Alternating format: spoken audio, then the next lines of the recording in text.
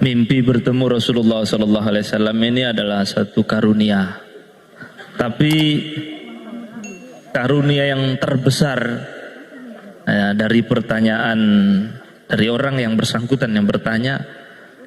Orang pingin mimpi bertemu Nabi itu mesti karena didorong di dalam hatinya ada rindu dengan Nabi. Kapan kerinduan dengan Rasul ada di dalam hati, ini orang baik ini.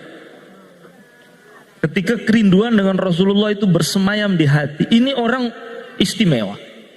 Tapi kalau kerinduan itu tulus betul disertai dengan ittiba'us sunnah, menjauhi maksiat, menjalankan taat, itu nanti ketika ini tulus, nanti mudah. Nanti mudah. Saya sendiri itu dianugerahkan oleh Allah itu umur itu kelas 3 MTS, itu kelas masih kecil, belum masih kecil. Nah, ada orang bertanya kepada seorang ulama, "Syekh, saya ingin mimpi ketemu Rasulullah, gimana caranya?" Ada caranya. Caranya setiap hari selama seminggu, kamu selama 3 hari, kamu makan ikan asin, tapi habis makan ikan asin, makan lauk ikan asin, tapi nggak boleh minum. Itu aja. Nanti setelah 3 hari kamu datang lagi ke sini. Nanti saya tanya, kamu mimpi apa? Akhirnya 3 hari dia makan ikan asin, lauknya nggak minum. Aduh. Habis makan ikan asin nggak minum.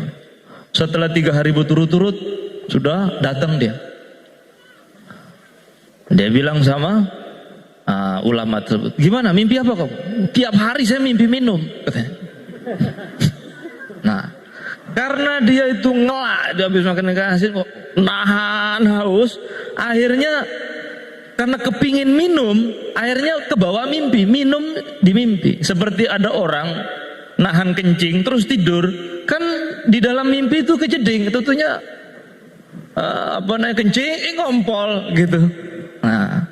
Nah, hati itu juga begitu. Kalau hati ini betul-betul nahan rindu dengan Rasulullah SAW, nanti Allah akan mudahkan kita mimpi bertemu dengan Rasulullah SAW. Jadi sebenarnya ini urusan kerinduan. Dan satu hal lagi, mimpi berjumpa dengan Rasulullah SAW itu ada fadilah khusus. Dalam satu hadis yang diriwayatkan oleh Sayyidina Anas bin Malik, Rasulullah SAW bersabda, "Man ra'ani fil manam la yadkhulan nar." Barang siapa yang mimpi bertemu denganku, dia tidak akan masuk neraka.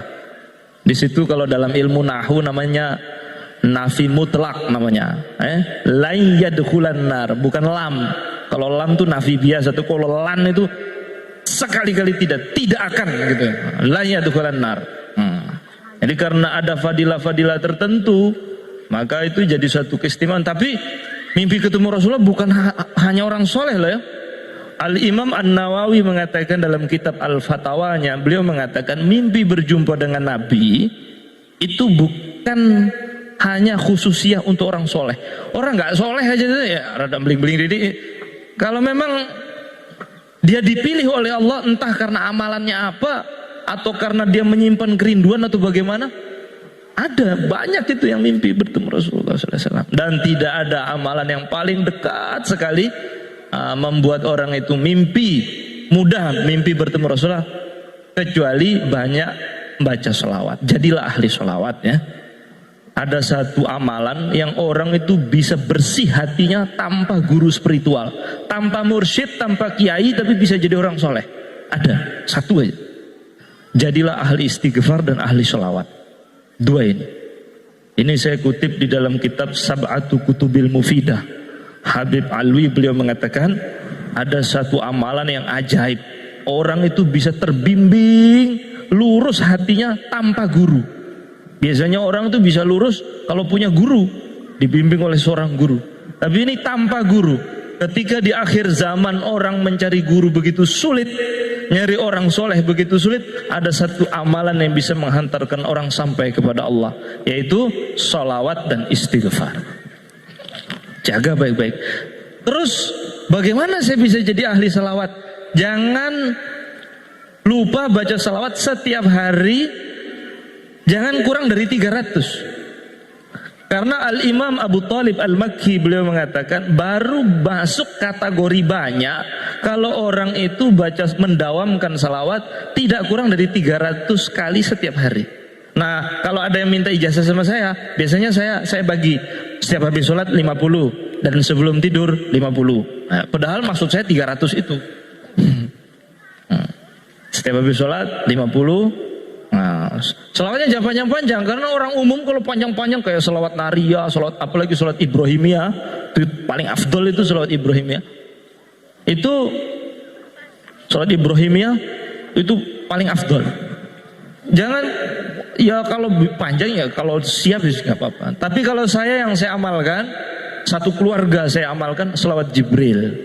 Selawat Jibril ini adalah selawat yang diijazahkan oleh guru saya, kemudian juga bersambung sanadnya dengan datuk saya Habib Muhammad bin Ali bin Alawi Al-Khirid yang hidup pada abad ke-10. Beliau nulis kitab namanya Al-Wasil Asy-Syafi'ah. Di situ beliau mengumpulkan riwayat tentang fadilah sholawat Jibril. Ini saya sekali ucap langsung semua yang hadir ini hafal. Sederhana sekali. Sallallahu ala Muhammad. Begitu toh. Itu adalah salawat yang terpendek yang warid dari Nabi. Para ulama menamakan salawat ini salawat Jibril. Karena malaikat Jibril selalu membaca salawat ini. Namanya salawat Jibril. Sallallahu ala Muhammad. Di dalam sebuah riwayat Rasulullah SAW bersabda, barang siapa yang membaca salawat ini, Allah akan buka 70 pintu rahmat dalam hatinya. Dan anehnya salawat ini, orang yang mendaung ke salawat nggak bisa dibenci. Setiap ada orang tatap wajahnya langsung senang. Kecuali yang membenci adalah orang munafik. Dan rizkinya akan dilapangkan oleh Allah Subhanahu wa taala min haitsu la yahtasib. Jadi saya satu keluarga sama, semua satu keluarga 1000, istri saya 1000 sampai sak sopir 1000, yang tukang masak semua harus sama, satu frekuensi. Nanti keberkahannya juga dirasakan bersama. Rizki datang dari arah yang nggak disangka-sangka dan kita nikmati bersama. Itu kalau yang keluarga saya ngamalkan ya selawat Jibril. Itu sanad selawat yang warid yang datang dari Nabi, ada hadisnya yang terpendek, dan selawat ini akan memudahkan kita mimpi berjumpa Rasulullah SAW.